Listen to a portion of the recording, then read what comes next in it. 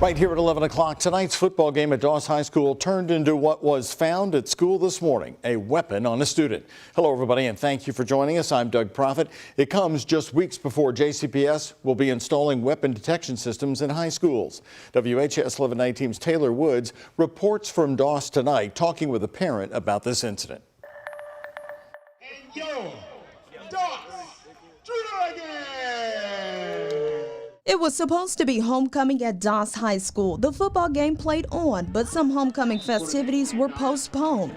It comes after the school says a weapon was found on a student as classes started at the high school. Tanya Morris panicked after finding out, texting her 2 children to see if they were safe. Kids is bringing guns, knives, all that. It really scares me because my children leave me, and I know they good when they leave, but I worry about them coming home with all the violence that's going on in JCPS. In the email, the principal says the weapon was found before the student went to class and it was never used in a threatening manner. Off-camera, Doss High School students told me the discovery derailed their homecoming. There was increased security during the day and at the football game. They was very proactive, and I like that. I like how fast they moved to get it done before it got out of control. This incident comes weeks before JCPS installs weapon detection in schools. During Tuesday's JCPS school board meeting, staff discussed the first phase of weapon detection being installed in high schools. First batch of high schools, essentially the first half of schools,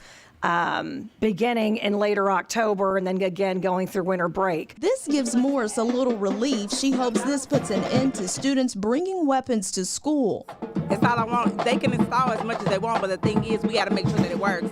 And us as parents need to come together and check on our children because it starts at home. She says parents need to take charge and know what their students are bringing to school. So if you know what your kids is doing at all times, then it'll cut down the problem a lot.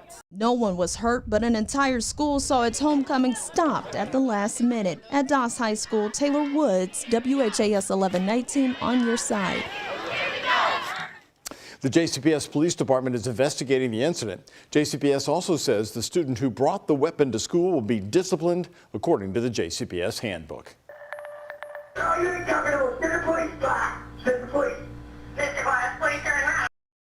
That's the moment police in Jeffersonville say a suspect called 911 on himself back in mid-August.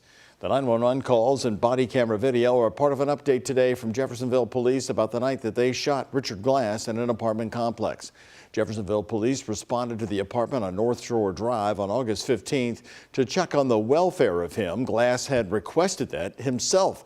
However, investigators say officers were met with threats and demands. Major Josh Lynch said Glass fired shots at officers, so they called in additional help.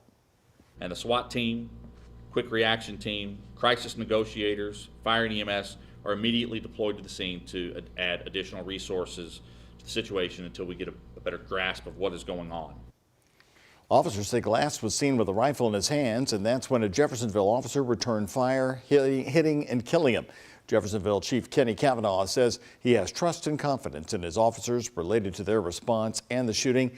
Indiana State Police, though, they're leading the investigation. 2, 3. Mikhail smiles! Mikhail smiles. They said they're a memorial tonight and a cry for help. A balloon released tonight for Mikhail Coleman, who lost his life to gun violence in July.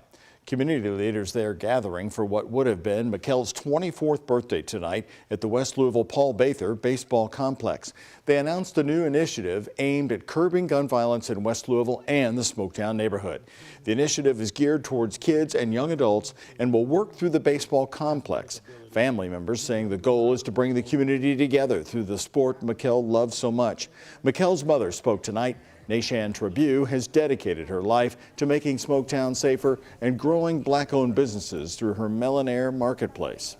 So in order for us to build community, it was the best way was to have it right here where Kel learned how to play baseball. And that's how he was able to build community around the love of baseball. So we saying guns down, as the sign says, and guns down and bets up.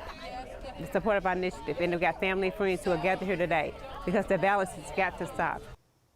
Her work is amazing, and community partners also making a donation tonight to the West Louisville Baseball League in honor of Mikhail.